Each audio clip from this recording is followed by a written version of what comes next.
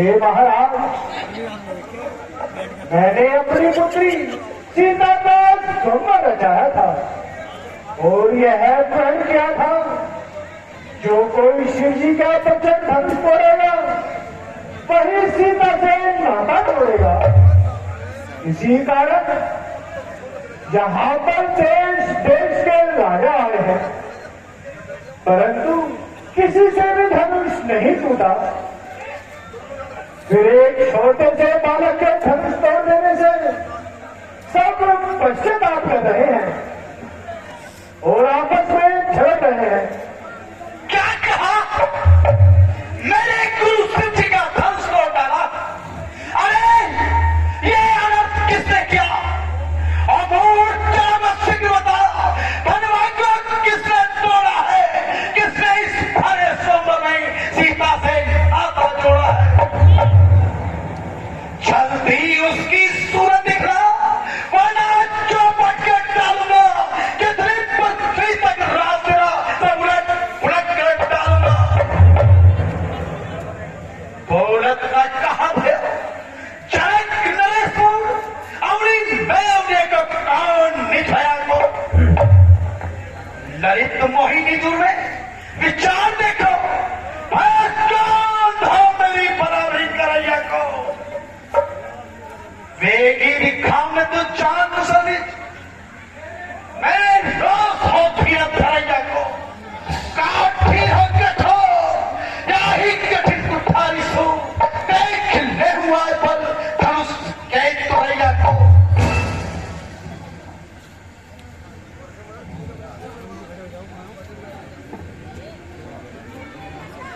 महाराज, शिव धनुष तोड़ने वाला भी कोई शिव प्यारा ही होगा, जिसने ऐसा अपराध किया वह दास तुम्हारा ही होगा। क्या कहा? तुम्हारा ही दास होगा? अरे दास तो वह है जो दासों जैसा काम करे। बस जिसने इस धनुष को तोड़ा है वह भी सारे समाज से अलग हो जाए, नहीं तो उसके धोखे ही धोखे में मैं सबको मार डालूंगा। हो जाए वह अलग अभी सारे समाज से, शत्रु है खानदान का मेरे दया से। होकर अलग प्रकट करे अपने वे अपने नाम को चुन चुन के मार डालूंगा, वरना तमाम को। महाराज, सेवक तो पहले से ही अलग खड़ा हुआ है, जो जी चाहे दंड दीजिए। ब्राह्मण की जो इच्छा हो मैं क्यों कल बुलाऊं मैं, पर्चा तो तुम डालो लो सर को झुकाऊं मैं। परंतु महाराज, हजारों तोड़ डाली धुनकियां ऐसी नरक में कभी देखा नहीं था। क्रोध ऐसा आपके मन में? अरे चुप रहे छोकरे, क्या तू शिव जी के धनुष को सब धनुषों के समान समझता है? बालक काल बस बोलत ताही समान धनो ही सब त्रिपाल धनु विधि सकल संसार।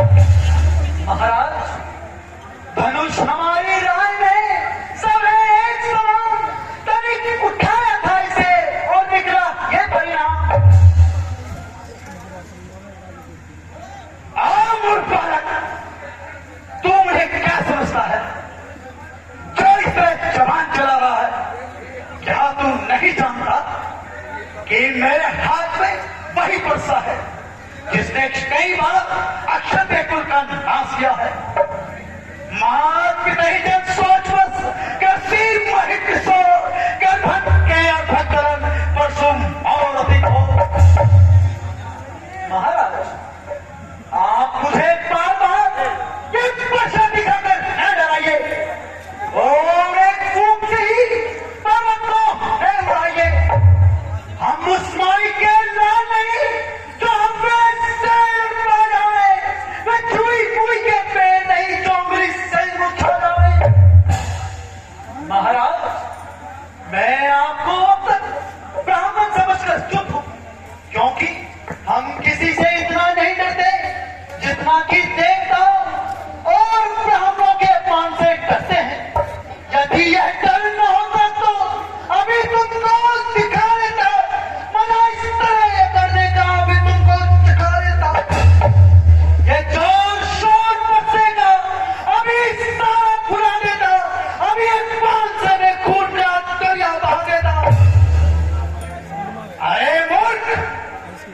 महायम